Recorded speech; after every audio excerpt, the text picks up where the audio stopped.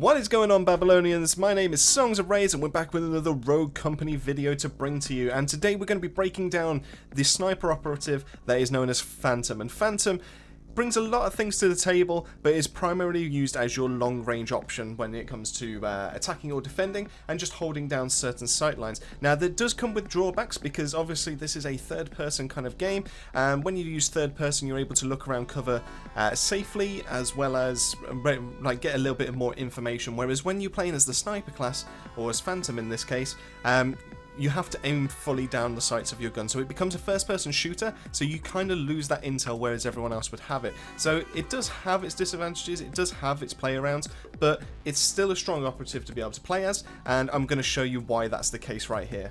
Now, using the training range, I'm able to show off like a little bit of numerical data. I'm able to show off the actual usefulness and the advantage of the guns, as well as give you an idea on the actual ranges that are in game, so that you can be able to eyeball it yourself and find out what kind of works for you. So let's go into the game of guns first. We're using the LR-15 full body, and this is a bolt action sniper rifle.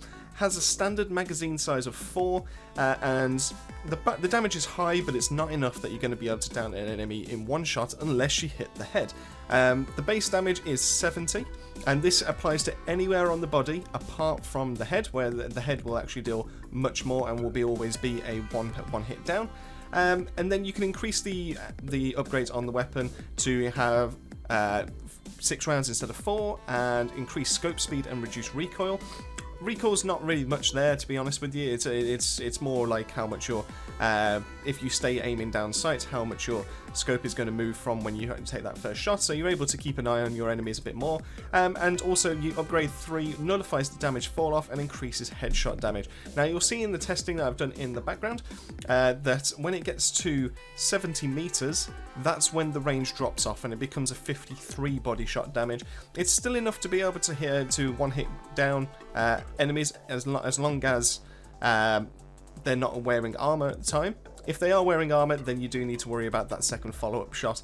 But rest of the time it will be 70, and if you do go for that upgrade 3, then it will always be that 70 damage shot regardless of the range that they're at, and then obviously you'll do increased damage to the head on top of that, which feels a bit pointless. I don't know why they have that as a separate thing, especially if they've nullified the damage fall off, but hey ho, that's what it's there for. And that the reload on this is kind of unique in the fact that it reloads 1 shell every single time. So if you do empty your rifle all the way down to 0, you will need to reload back all the way up to 6. So if you take your time with the full body, you can actually get that one hit kill, and that is just an instant down.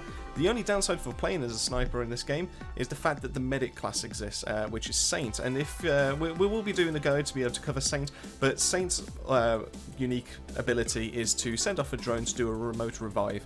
Now, if you're playing as the sniper, you will be able to down people, but most of the time they will be with it behind cover, which, unless you start pushing or unless you've got a teammate to be able to assist you in that kind of regard, they're always going to be able to be revived by that drone.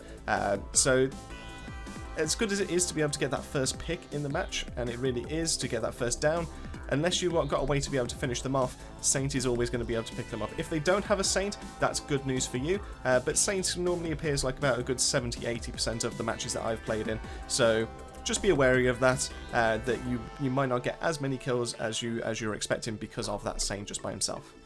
So next we're going to look at the backup, which is the P12K pistol, and this is quite unique. It's quite a strong pistol, in all honesty with yourself. It's semi-auto, decent-ish kind of fire rate. The body damage is a nice 25, which is quite nice because then that makes it a 4-shot kill. Obviously, if you're hitting headshots, there is a chance for a 3-shot kill as long as all 3 land. But overall, it's a nice backup gun. It doesn't have enough bullets to be able to take on more than one person if they decide to rush you, until you upgrade it all the way to the full, which then gives you a magazine size of 16, so then you have the ability to take on more than one attacker at the same time. Upgrade 1 is highly preferable, because you will be falling back onto the pistol more often than you think, so increasing your hip-fire accuracy and reducing your reticle bloom is quite a nice thing. In fact, honestly, I wouldn't be against upgrading the pistol up to full between round 1 or round 2, because it just is that good. Now, I haven't looked at the throwing axe, but the throwing axe is not really used as much as a melee weapon. It is primarily there to be able to get an instant down on any kind of character that's pushing you, as long as you throw it. And these are normally kind of instantaneous when you throw the axe, because especially when it's upgraded to full.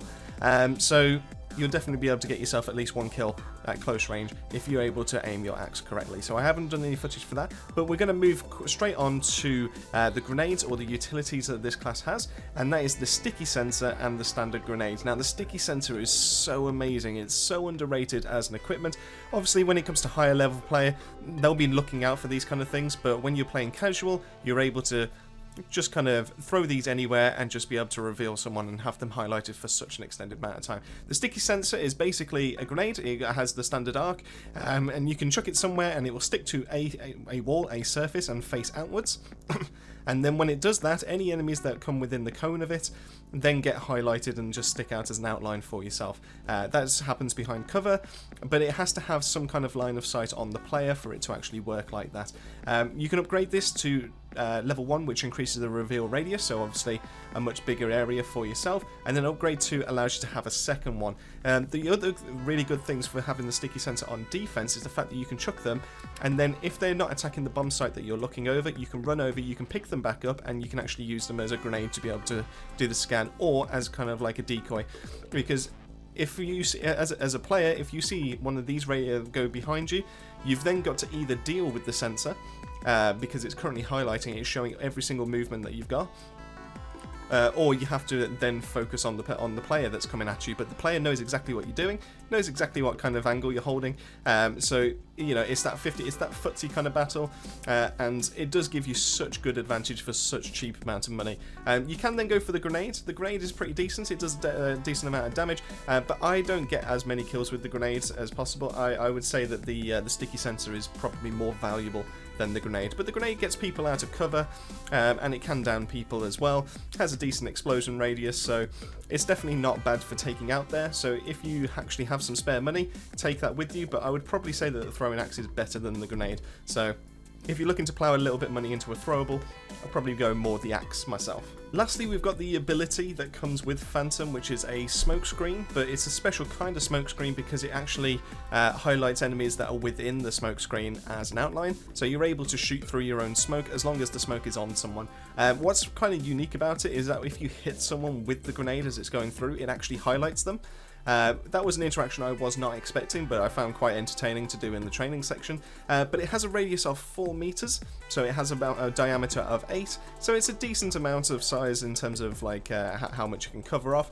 But just be aware that on the very edges, it doesn't actually obscure it that well. It does dissipate quite a bit, so you can actually see around it. So it's not a thick smoke screen on the edges, and it's not as thick all the way through the 4 meter radius as you were expecting. It's very good for covering off choke points. It's very good for trying to flush enemies out, and so they can't see what they're doing, but you know exactly where they are. It's quite good utility. It's not as easy to use as other rogues that have, but it's nice to have an extra smoke grenade just sitting in your pocket just for whatever use you want it to do. It doesn't have to be used to be able to highlight enemies. It can be used just for obscuring and just making pushes, and it can be thrown quite high in the air. So I'd like to mess about with this a little bit just to see if there's any kind of like CSGO kind of smoke throws that you can do straight up in the air, just to be able to then land down in a certain location so you can do a push. It would be interesting to see if that kind of thing exists. So I'll be having a bit more of a play about with that, and if I find something, I'll let you know. Now the last real thing to talk about is the weird interaction with how cover works and how you're going from a third-person perspective to a first-person perspective.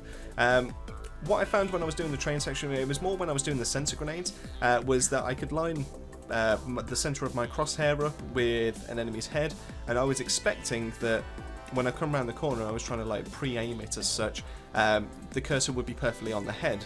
But that's not actually the case because of how perspective works. So this game actually does take that into its calculations as such. The fact that you'll be aiming perfectly at the wall for where your crosshair is, but that's not necessarily where the head is, because obviously your camera is not perfectly in line for the first person aspect, you're there for the third person. So if you're outside of the cover and your crosshair is over the top of their head, then it will be over as soon as you go straight down to the aim down sight, it will then be perfectly on the head. But if there's a wall or an object that's in front of you, it will actually have lined the crosshair up with that object, and then the person that's behind it, or the head that you were trying to aim for, is to the side slightly, because of how the line would have worked. It's really awkward to explain. I hope the clip in the background explains it a little bit better. But just know that it's not as easy as just using a sensor grenade to know where people are, and then being able to put, like, pre-aim round the corner and just pop off one shot. You do need to be able to line it up a little bit before you peek out. So just be mindful of that. It probably could easily catch you off guard. And I'm kind of glad that I managed to find that in the training section rather than just thinking it was my own aim when it came to actually playing a proper game. The main thing to really point out is that if you've got a really good Phantom on your team, it kind of strikes fear into the enemy team. Something about having that instant down ability, it can really throw some people off when it comes to the rogue selection screen. Now, I know full well that if I see a Phantom on the other team, within the first round or not, I'll know if they're any good. If they're good, I know we're going to start struggling, and we start needs changing up our game plan just to be able to push a little bit closer and make them feel a bit more uncomfortable. Obviously, on certain maps, that's a bit harder to do than actually being said, but yeah, the way to deal with the Phantom is to get up in their face and deal with them. Obviously, they've got some utility to be able to keep a track as to where you are, and they're very good at doing things like that. So you just need to, rather than play into them, you need to make them feel uncomfortable and make them play into you. And that's the main weakness when it comes to Phantom. But overall, she is such a fun rogue to be able to play. She is very good in the right hands, and she is very good at finding out intel, be able to smoke screen for any kind of like movement from yourselves, so she can be used on attack, and she can also be used to be able to smoke out the bomb room to be able to know if an enemy is about to start defusing or plant the bomb as well. All in all, Phantom is a lot of fun to be able to play and very deadly in the right hands. Just remember to be able to play into your strengths when you do choose her, so obviously pick those long sight ranges, have a way to be able to finish off your enemies, whether it be like a teammate that's just around the corner, or obviously you can pick up secondary and start charging in. Just be mindful that if there is a medic or a saint on the other team, that your first kill is not necessarily, well, your first down is not necessarily going to count as a kill, but it will obviously momentarily annoy them, or it will just delay them from any kind of push or any kind of defense that they're going to be doing in any kind of rotation. And obviously, once they know what kind of position you're in, they're going to be trying to avoid that lane because they know that you've been able to down someone. So it is so effective and so strong to be able to play Phantom well, and it does take a lot of skill to be able to get to a high level. Such a high skill ceiling, but once you actually hit that, it's so worth it just to be able to bring one on your team. So hope you've enjoyed the gameplay that's in the background. I hope the breakdown has actually given you some kind of thought as to whether you want to select her as a rogue or whether you just want to give her a try out. I mean, the training section is there just to be able to try and get to grips with a rogue. So if you're completely new to sniping, or you're trying to get to grips with the character in the first place, highly recommend taking Phantom in there and just giving a quick go and see how you feel.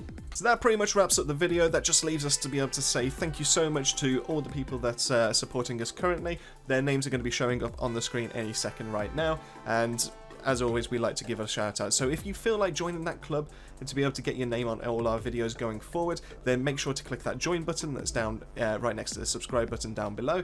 As always, thank you all to everyone that is subscribed to our channel. It really does mean a lot to us, and for anyone else that's thinking of subscribing, thank you so much for obviously clicking that button. As always, keep yourself safe, keep yourself well, and I'll see you all on that next video.